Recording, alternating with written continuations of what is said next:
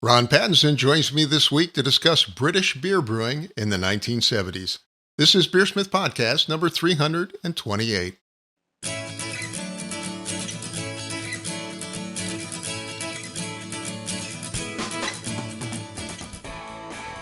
This is BeerSmith Podcast number 328, and it's early July 2025. Ron Pattinson joins me this week to discuss British beer brewing in the 1970s.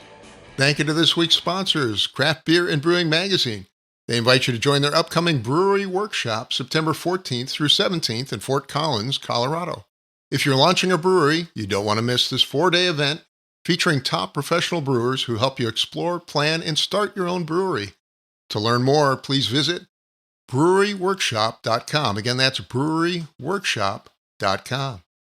And BeerSmith Web, the online version of BeerSmith brewing software. BeerSmith for the web lets you design great beer recipes from any browser, including your tablet or phone. Edit recipes on the go with access to the same full suite of recipe building tools as our desktop version. Try BeerSmith Web today by creating a free account at beersmithrecipes.com. And finally, a reminder to click that like and subscribe button on YouTube, iTunes, Spotify, or whatever platform you're on. Clicking those buttons is a great way to support the show. And now let's jump into this week's episode. Today on the show, I welcome back Ron Pattinson. Ron is the author of dozens of books on historical beer brewing and runs a blog called Shut Up About Barclay Perkins at barclayperkins.blogspot.com. Ron, it's great to have you back on the show. How are you doing today? Oh, not bad. Always good to have a chat with you. You look pretty happy today. Are you in San Francisco? I see the background there. I don't think so. Only wish. No, I'm just Amsterdam. It's quite a nice sunny day here, though. So. Well, anyways, it's great to have you back on the show. What have you been working on lately? I know you authored some, I don't know how many dozens of books now on historical beer brewing. I was wondering what your latest project is. Yeah, I think it's 50 odd books. I'm not quite sure exactly the number. What I'm working on at the moment is one of the periods a book on one of the periods I'm most interested in British brewing, which is 1800 to 1914. So I'm about halfway through that.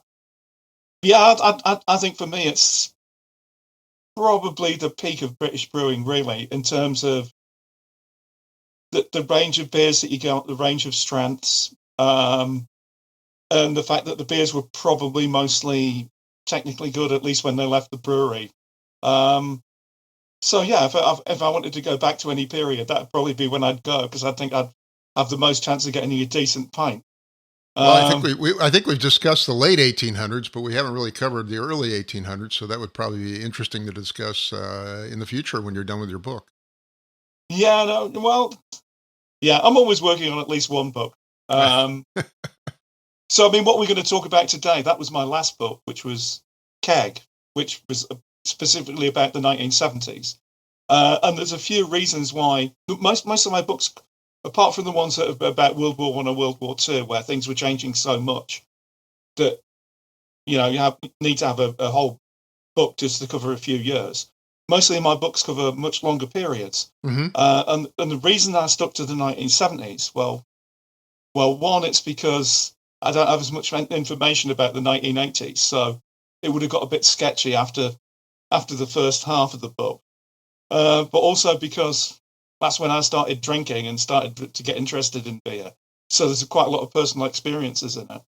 And also because there were people who were still alive who'd been the brewers. So I interviewed a couple of brewers, and that was really interesting, getting their viewpoint on what was happening in the 1970s and what way they were doing and what they thought of the beer.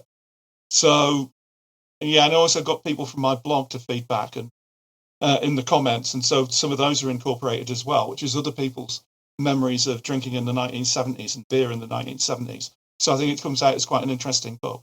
But we're going to go over some of the main points of the book. I think the most interesting bits in what we're going to talk about today. Well, I look forward to it.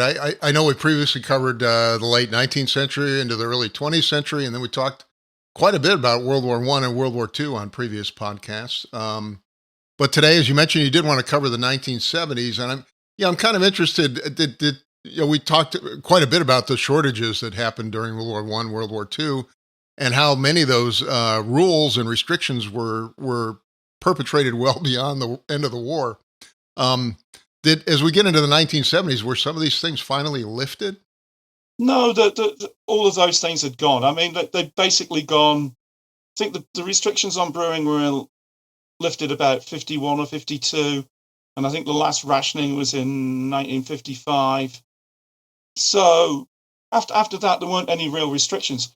I mean, but one of the restrictions people might not think about is that just after the war, it was difficult to buy any machinery from abroad because the pound doesn't seem to have been a hard currency at the time. Hmm. And so they were saying, oh, how they had to earn dollars to be able to buy equipment from abroad because otherwise they wouldn't be allowed to. So that was quite interesting. But yeah, all these things had gone by the 1970s. But you had a whole lot of new problems turn up in the 1970s. So one of the things that most surprised me was that beer consumption went up every single year during the 1970s, even though in the middle of it, there were incredibly hard economic times. So during the whole oil crisis thing in 73, 74, you also had a miners' strike in Britain that meant that there was such a shortage of electricity that everyone had to work just a 3-day week. And so obviously people were earning less money. Half the time you didn't have electricity, but the consumption of beer continued to go up, which I find quite interesting. And also unemployment was going up as well. So people had less money, there was lots of inflation, and yet people still drank more beer. That is kind of interesting to me because here in the U.S., I believe it's been a steady, slow decline since the 50s in overall beer consumption.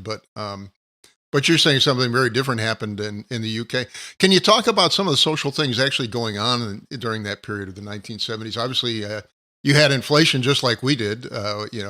Nixon, for example, took us off of the gold standard, the Bretton Woods standard, which led to pretty rapid inflation all the way through the 70s. Yeah, you had exactly the same thing in Britain. So I mean, the price of beer was just going up ridiculously. So I mean, the price of a pint would change 4 or 5 times a year. Well, obviously always going up. And so, when the first pints I had cost, I think, 14 pence. By the time I got to university a couple of years later, you were looking at 19 or 20 pence a pint. Mm-hmm. And it just kept going up from there. And you sort of got used to it, the fact that, yeah, things were going to get more expensive all the time, and that, in 2 weeks' time, your pint might cost more than it did tonight. Yeah, it was just, yeah. I mean, I was quite young at the time, so I mean, this was my world as an adult, was the fact that prices kept going up, and yeah, Difficult, and yeah. also the fact that unemployment was going up. So I know you've looked at the numbers. Are the suppliers are they struggling too to get are the ingredients going up very rapidly as well? Things like barley and hops. Yeah, everything was going up in price. Yeah, I don't know if it was. Yeah, they'd have to go up in price just so people could afford to live. So there's just general inflation. Mm-hmm. And I think you mentioned there was a lot of turmoil going on the labor side as well. Yeah, so you had a big miners' strike that caused power cuts, which, moving on to the technological innovations of the 60s and 70s, yeah, quite neatly, when you start not having power for maybe half of the day, this caused a lot of problems for pubs which had electric pumps. So one of the big things is people always associate cask beer with hand pumps. But when I was drinking in the 1970s, almost all of the cask beer in the areas I came from was served through electric pumps. So these were a measured half pint. They varied in design. Some of them were like a glass cylinder where a thing moved from left to right and then back again as it measured out a half pint into a glass. And so these were incredibly common. And hand pumps were very rare in the areas I drank in when I was younger, in the Midlands and the North. Sure. And so, yeah, when you had power cuts, this was a big problem because the pumps didn't work anymore. So I mean, there were a lot of habits, drinking habits changed during that period too. But one of the big moves, from what I understand, was a move to kegged beer, right, from cask beer. Well, that wasn't necessarily a voluntary move. Mm-hmm. Because what you had was that, certain brewers decided they didn't want to brew cask beer anymore because it was too much trouble, or they didn't trust the pub landlords, which is a big thing that goes back a long way. Brewers not trusting the landlords and thinking that they were very likely to mess their beer up. This stuff that they'd taken great trouble to brew, and then some idiot had mess it up in the cellar. And so there were some brewers, especially the technocrat type of brewer, who liked the idea of keg beer just because it took everything out of the hands of the publican and kept it in their hands. So a little more control over the end product, I guess, huh? Yeah, but it wasn't necessarily consumers demanding keg beer. It was often the case that, the pubs that they had only served keg beer. I mean, as an example, the town I grew up in, Newark-on-Trent, had two breweries, both taken over by Courage. And when I was 18, in the mid-1970s, of the 35 pubs in the town, 30 of them were Courage pubs. One of them was a Watney's pub, and there were 4 Home Ales pubs. I mean, that brings up kind of an interesting point. In the UK, a lot of the pubs were owned by large brewers, not necessarily the case here in the United States. But that drove certain things, right? Yeah, and so when I was growing up, the Courage pubs, there was one that still sold Barnley Bitter Cask. All the rest of them didn't sell any cask beer. So if you wanted to drink in Newark, unless you made a point of going to one of the Home Ales pubs, you basically had to drink non-cask beer. So again, getting back to the technical side of things, it wasn't necessarily what I would call keg beer. What they served in Newark was bright beer. So this is not full-on keg. So again, to make things confusing, this was served through the same electric pumps that cask beer was. Mm-hmm. And so this is beer that hadn't been pasteurized, might not have been that filtered. So it's like halfway between keg and cask. And this was very common in the Midlands and the North. And it was, right, I know from my experiences with drinking Tetleys, because I drank so much Tetleys mild, I became really honed in on the flavour, that the bright version tasted like a cask that had been served before it had actually done the secondary fermentation properly. So something that had been served too young, basically just as soon as it had dropped bright, without letting it condition properly. That's what the bright beer tasted like. So basically it was like a cask beer that hadn't gone through the last sort of polishing phase that added all the subtleties. So it wasn't as bad as keg beer. And keg beer, I would say, is stuff that's been pasteurized, it's artificially carbonated, and served on top pressure. So top carbon dioxide pressure, because these bright beers weren't. So they'd have a texture like cask beer. Well, how did the traditional brewers deal with a move towards more automation? I know you talked about the rise of the technocrats. You mentioned that term just a minute ago. Yeah, well, I told you I'd interviewed a couple of brewers for the book, and I had ones that were both sides of the spectrum. So I had this one guy, George Thompson, who'd worked at Drybrew, who was and as he proudly said, he ran the last continuous fermentation system in the Northern Hemisphere. So he was very much on the technocrat side. And then there was Derek Prentice, who worked at Truman's and then Fuller's and Young's. He was very much on the sort of traditionalist, let's brew nice beer side of it, and not so fascinated with the technology. But you did have a big split. And when I'm looking at the Brewers magazines, so like the Brewers Journal, or was it, I can't remember which one, Brewers Journal, Brewers Guardian, you can see it's all the technocrat stuff. So it's all about, here we got this wonderful new piece of equipment that can make your life easier, and very much promoting all the latest innovations in brewing, and not necessarily worrying about the end product that much. It's a very, and you see this in the breweries, that you not only had the technocrats on the technical side, what you also had is this thing in Britain. They had in the 60s and 70s, they had this idea, someone who's a good manager, he can run any business. He doesn't have to know the specifics of it. And this leads on to what I had in my notes as the Runcorn disaster. And this is all to do with Bass Charrington, which was the largest brewer in Britain in the 1970s. And in charge of it was this guy called, I'm going to get his name right, H. Allen Walker, who'd come from M&B, but originally had been outside the brewing business. That's where he'd made his name. And so you had this thing in the 60s and 70s. Well, it's all, no, you don't have to have any specific knowledge about the industry you're working in. You know, a good manager, he can manage any business, right? And so this guy comes in, and then he has this wonderful idea that they should only have 2 breweries in the whole country. And so they're going to build this massive brewery in Runcorn in the north, and they're going to close all their breweries in the north, like maybe, I don't know, 8 or 9 of them, and everything's going to come from this magnificent new brewery. And what does he do? He doesn't get brewery engineers to design it. He gets chemical engineers to design it. So it looks like a chemical works, this place. And they have the brilliant idea of putting the packaging department a mile away from the brew house, downhill, connected by pipes. Okay. And so obviously this is just a huge technical problem. And then the other thing is they also have a continuous fermentation system initially. So talk about that. What's a continuous fermentation system? Well, it's a thing where there's a couple of different variations with different number of vessels. But basically the idea is you continually put water in at one end and have beer come out the other end. So So rather than filling up a fermenter and draining it all off and starting again, you're continually refilling and drawing off beer at the end of it.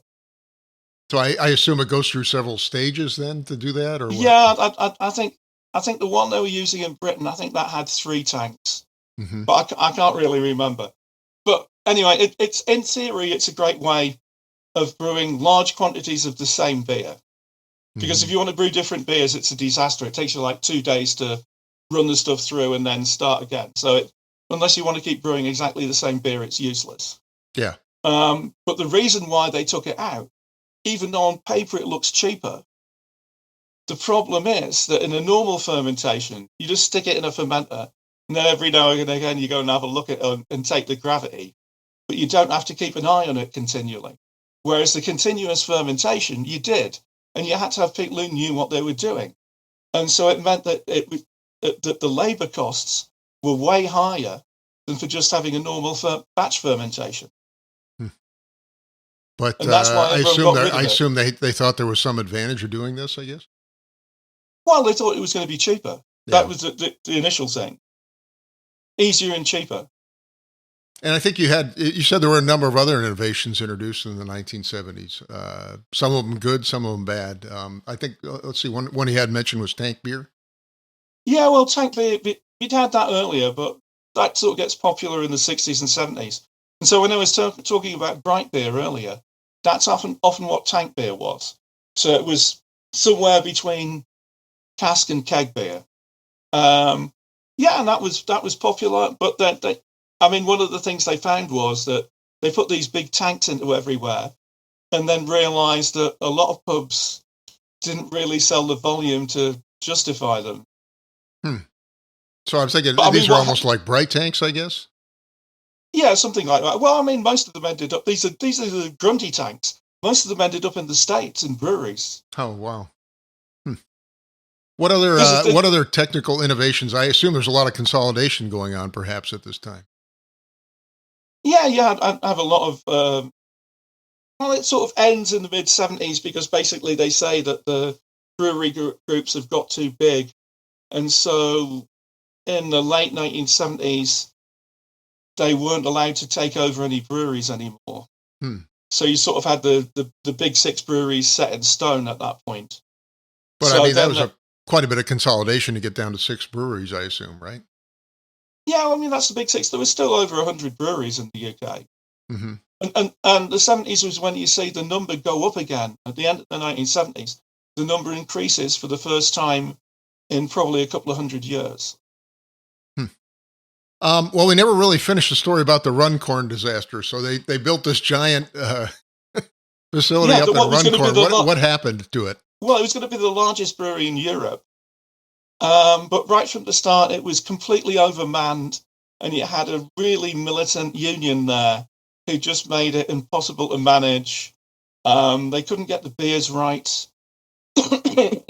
So they'd scheduled to close all the breweries in Yorkshire, but because they couldn't match Stone's Bitter, which is one of the brews from Sheffield.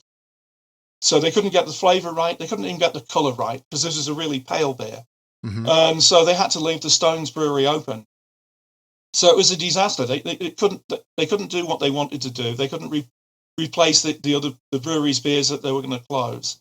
They had trouble with production.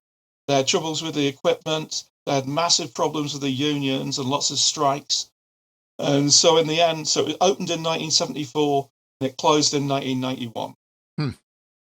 But they tried for a little while, huh? Yeah. I mean, I spoke to the guy who was there when it closed down, the last brewer there, and he said that the management, they were sort of fed up with what had been going on with the union, so they gave them the ultimatum. You say, you have to agree to these working practices. The unions thought they were bluffing, and so they just closed it because they hadn't been bluffing. Well, another thing we see is the rise of the first modern beer festivals. How did that shape the beer landscape in the UK? Well, it just gave people a chance to drink beers that they probably never have exposure to otherwise, because, things were very regionalised. It's like nowadays, if you go to London, you can probably find Timothy Taylor's Landlord pretty easily. It'll be all over the place, and you'll find Theakston's beers. In the 1970s, that wasn't the case. If you wanted to drink Timothy Taylor's beers, you'd probably have had to go to somewhere fairly close to Keighley to find it. So they were really really dominated by regional breweries as opposed to a national beer like we have Budweiser here or whatever. I mean, you started to have national brands in the 1970s, but even loads of those weren't proper national brands. It's like Whitbread. One of their national brands was called Trophy. What that was just the standard bitter of all the breweries they'd taken over. So there are actually 17 different versions of it. So depending on where you lived, it was a completely different beer. Wow. That's amazing. and so you did have some national beers from the big brewers. So Whitbread also had another beer called Tankard, which was, I guess it was brewed at different places, but it was all supposedly would have been brewed to the same recipe, whereas Trophy wasn't. It wasn't the same strength everywhere. So you didn't have that much in the way of national brands. And the regional brewers, they didn't, even the regional brewers mostly had to go to the region. So, where I was, the regional brewers were the Nottingham ones, which had, 200 or 300 pubs. But you could only get their beer mostly in the East Midlands. You couldn't get it anywhere else. It was a fairly limited distribution that they had. And that was true of most beers. Stuff like Bass you'd get everywhere. And Guinness, obviously. But most beers were very regional. And so this was a revelation. I mean, I went to the very first beer festival, which was the Covent Garden one held in 1975. And it was a revelation for me to drink all these beers from everywhere. I'd had a very limited range of beers I'd been able to try. Maybe a couple of dozen cask beers before then, because I'd just been drinking around Newark and Nottingham, and there wasn't very much choice. Well, as you mentioned, a feature of the British landscape was a lot of the pubs are owned by specific breweries. I assume they only serve their beers, right? Yeah, I mean, the 70s is probably the high point of the brewery tied house system. Yeah. So I think it was something like 85% of pubs were tied. Wow. But you have to realise that in England it was higher than that, because in Scotland the percentage was very low, so maybe only 50%. Even though in Scotland they were free in the sense that they weren't actually owned by the breweries, but most pubs in Scotland actually had loan ties, so there was still effectively tied houses, but they didn't technically count as such. So yeah, there were very few free houses. They were a rarity. Is that followed through to today or not? Well, no, the system broke down when you had the beer orders in the 1980s that basically limited the number of pubs that breweries were allowed to own. Ah, I see. And so then the what had been the Big Six sold off their pubs mostly and stuck with the breweries. And so that now what you have is pubs are still tied, but they're not tied to breweries. They're tied to pub chains. Interesting. So you'll have pub chains that might own 2,000 or 3,000 pubs. Wow. Well, another trend we saw is the rise of lagers and decline of milds. What drove this change? Was this a social change, or was this also driven by the breweries? No, this is just a natural sort of thing. So what you see in the 50s is when people are starting to get better off, you have younger people who are being a bit aspirational. They'll start drinking bitter rather than mild. So this is what you say, that initially it's a thing in the 50s. It's a sign of people having more money and saying, okay, I'm going to drink more expensive beer. So initially it's a move from mild to bitter. And then what you have in the 1970s, then it more becomes that lager is the aspirational beer. And so you see the young people, they start drinking lager. And so then it's a sort of thing of, right, you don't really get any new drinkers for mild after about 1960, or not many, other than me, obviously. And so mostly they're older drinkers, and they just die off. And so the decline of mild is basically just the normal decline of the population. So you've got no new drinkers coming in, and the ones that you have slowly dying. And so then people have, all the young people have shifted to lager. And so what you'd see in the 70s is it'd be that, 18, 19-year-olds would be drinking lager. The people in their mid-20s and 30s would be drinking bitter, and the older people would be drinking mild. And I mean, how is that carried forward to today? Well, it's carried forward to, apart from in a couple of areas, mild's pretty much dead. Dead, yeah. Interesting. Was it when I was in the Black Country, which is just outside Birmingham, last year? There, every single pub I went into had Cask mild, but that's like the last stronghold of mild in Britain. Interesting. Well, you mentioned there's also some other dodgy brewing practices going on in the 1970s. Can you give us some examples of those? Well, mixing in ullage. Yeah. So ullage being beer that's been returned from pubs as being unsaleable. Oh, so what are they doing here? I guess I don't understand. Well, they're mixing it into the beer. So they're taking the old beer that got returned from the pub and mixing it with a new beer and selling it as new again? 10 or 15%. Wow, that's quite a bit, I would think, right? Yeah, so they just pasteurize it so it didn't bring anything nasty in it, any infection, and then blend it in with the new beer. I mean, the great one is Watney's Cream Label Stout, which weirdly I knew somebody at university who used to drink this stuff. So that had 15 to 20% returned bitter in it. So the beer as brewed was just incredibly black because it was going to have all these bitters put into it that had watered the colour down. So, I mean, for the book, I would have liked to do a recipe for this, but I have no idea how you could do it because the beer as brewed would be obviously undrinkable because it's just way too dark and way too full of dark stuff. And where do you get some rancid bitter to mix with it?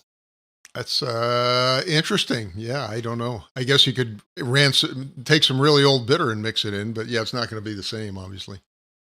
No, are these sour beers, or how rancid was it?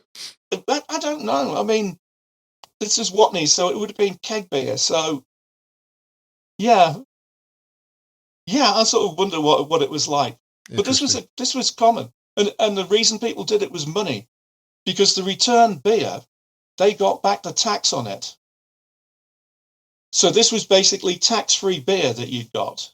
Interesting. So they're taking the return beer, which they get rebated the tax on, I guess, right? And then they say take 15% and mix it with the new beer? Yeah. Amazing. I'm not sure you get away with that today, but yeah, interesting. Another one you mentioned in the book was Watner's Red Barrel, which apparently had quite a reputation. I wonder if you could tell us the backstory behind Watner's Red Barrel. Well, Watney Watney's Red Barrel is like the first keg bitter that Watney's introduced in the 1930s already. So it was a beer that had a long history. And then they really started pushing it in the 50s and 60s as a keg beer, and they were really keen on keg Watney. So they went over to all keg quite early. But I mean, really, one of the things that gave them a bad name was that they featured in a Monty Python sketch that was very disparaging about them. And was the beer that bad, or what was it? How was it? Well, it's one of the ones that got loads of returned beer in it, so... Yeah. Probably not the best. Yeah, and that got a bad name. Well, it was like the thing that CAMRA went for was that they really targeted Watney's, and eventually got them to reintroduce Cask beer, which is interesting, in the 1970s. Yeah, but what was weird was in the mid-1970s, they dropped Red Barrel, changed the name to Watney's Red, and then had this bizarre advertising campaign with sort of like loads of lookalikes of communist leaders. Interesting. And saying, join the Red Revolution. It's really weird. Well, can you share a few other stories from the 1970s? Interesting pub stories, perhaps, or beer stories.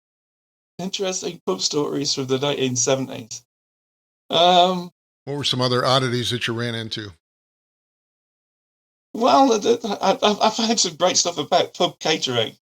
Okay. in the Brewers magazines, where they were basically praising everything being either dried or in tins, and show you how you could make all these different meals from these rather horrible sounding ingredients, and exactly how much profit you could make on them. Okay. It's quite depressing to look at. Interesting. Well, it was, as you know, it was a very difficult time because inflation was running amok and people were suffering because of it, you know. Yeah, but as I said before, didn't seem to convert into drinking less beer. Yeah. Which I find interesting. But yeah, no, it was a funny time because you had CAMRA actually had a huge impact. We'll talk about that for a minute. Talk about what CAMRA is first. Well, the Campaign for Real Ale. So it was founded, I think, 1971, basically to try and preserve cask-conditioned beer, and grew surprisingly quickly. And partly because of some of the founder members were journalists, were incredibly good at PR and getting their word out. And so we're very successful and persuaded brewers to change their ways. I mean, it's like Fuller's. Fuller's had intended on phasing out cask beer in the 1970s, and then changed their mind. In 1974, probably only a quarter of Fuller's pubs sold cask beer. Which isn't the image the company gives now. And yeah, this is due to CAMRA and their agitation. And it was hugely successful, like getting big brewers like Watney's to move away from their keg-only policy. I mean, the same thing happened at Truman's. There they'd only produced keg beers for quite a long while. And then they started producing cask-conditioned beer. I've actually had cask-conditioned beer. You can still find it in a few pubs, but it's definitely not as prevalent as it was. Yeah, well, it was, in the mid-1970s in London, outside of Young's pubs, you'd be lucky to find any cask beer. It had virtually disappeared. Glasgow, I think, didn't have a single pub selling cask beer. Middlesbrough, a city of 250,000 people, had one. But it was very regional. So you went to other places, like if you went to Nottingham, virtually every pub sold cask beer. Yeah, and I have to say today, when I visit London, it's not terribly hard to find cask beer. I mean, they usually have at least one or two, from what I've seen. Yeah, the problem is finding anything that's drinkable. Yeah. London, I think partly, when I was younger, like later when they did bring cask beer back in London, the quality often wasn't that good.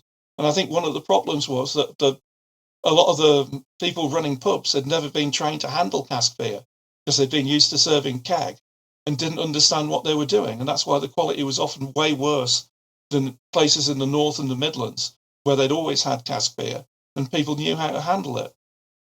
And it still seems to be the case. London's not great for cask.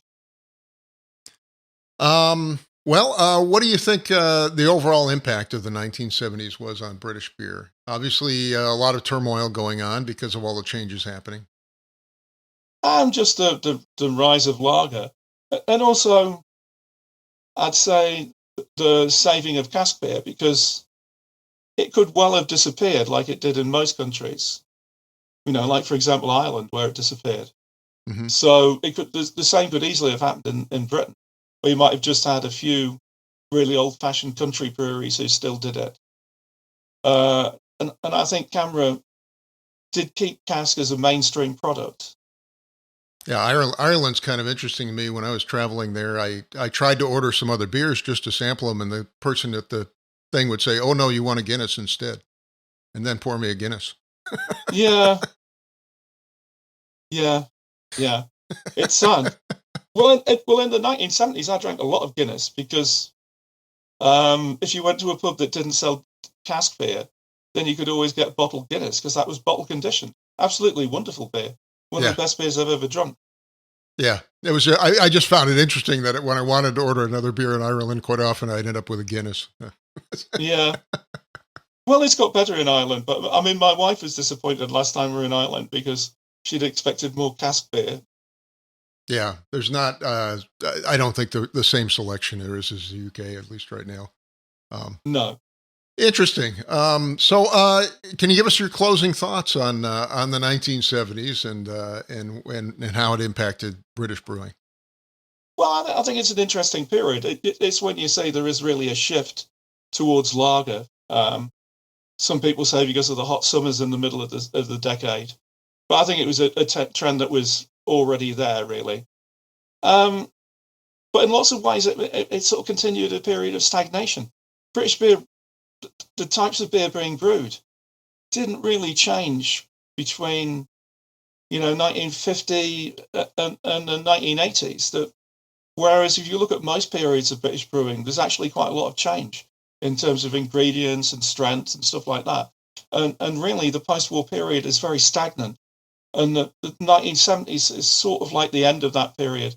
And you have, with the sort of coming of lager, things starting to break up a little bit. But in lots of ways. One thing I didn't ask about is the lagers that were being brewed, were they primarily domestic, or were they were the European lagers starting to come into the market? Well, no. I mean, what you see is that one of the interesting things is in the 1970s, the beer imports to the UK drop a lot. Oh, wow. And the reason for that is starting to brew foreign lagers under license in the UK, and also when Carlsberg built a brewery in the UK. Mm-hmm. So it's continental brands, but not being imported anymore, being brewed locally.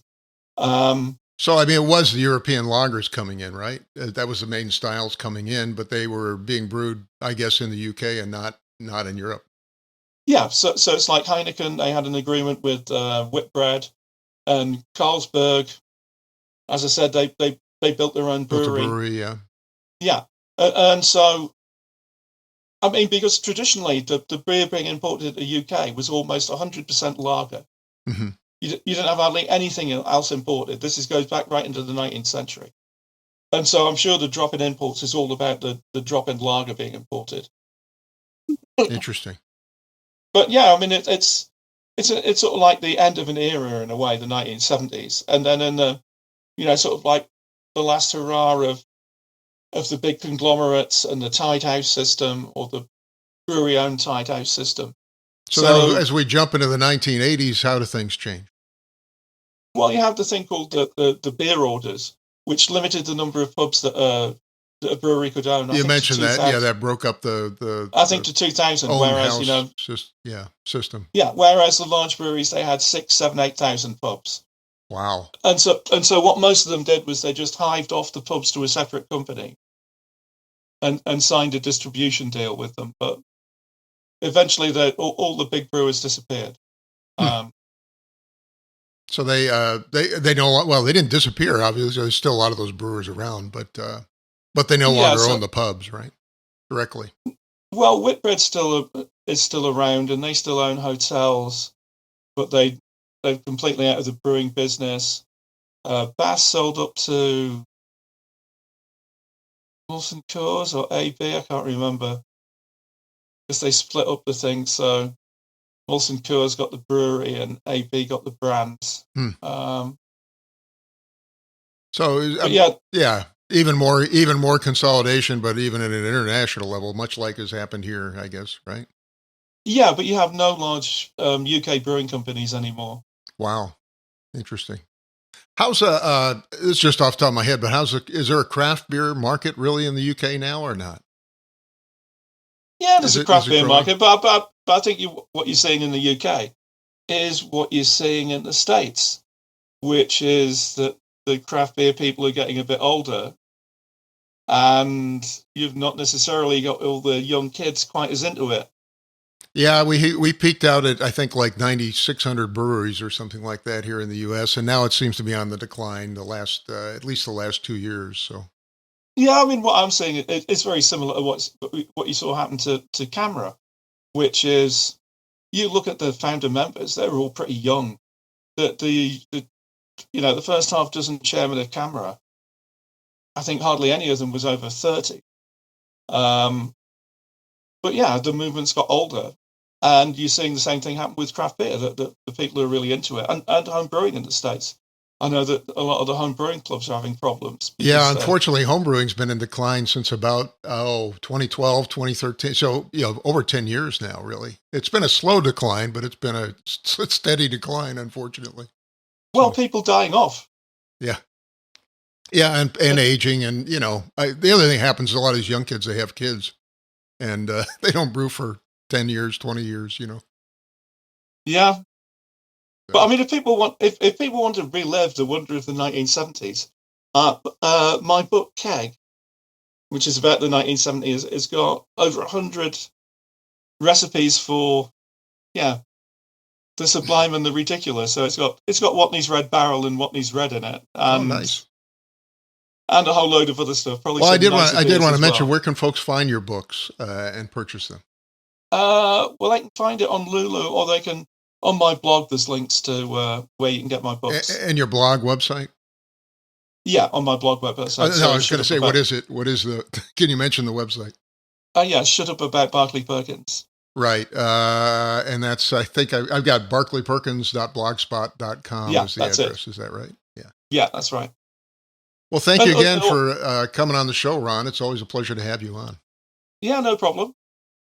My guest today, Ron Pattinson. Ron is the author of many dozens of books on historical brewing.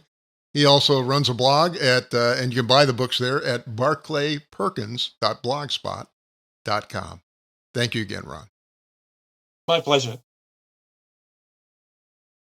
A big thank you to Ron Pattinson for joining me this week. Thanks also to Craft Beer and Brewing Magazine. They invite you to join their upcoming brewery workshop September 14th to 17th at Fort Collins, Colorado. If you're launching a brewery, you don't want to miss this 4-day event featuring top professional brewers who help you explore, plan, and start your own brewery. To learn more, please visit breweryworkshop.com. Again, that's breweryworkshop.com. And BeerSmith Web, the online version of BeerSmith brewing software. BeerSmith for the web lets you design great beer recipes from any browser, including your tablet or phone. Edit recipes on the go with access to the same full suite of recipe building tools as our desktop version. Try BeerSmith Web today by creating a free account at beersmithrecipes.com. And finally, a reminder to click that like and subscribe button on YouTube, iTunes, Spotify, or whatever platform you're on. Clicking those buttons is a great way to support our show. I'd like to thank you for listening, and I hope you have a great brewing week.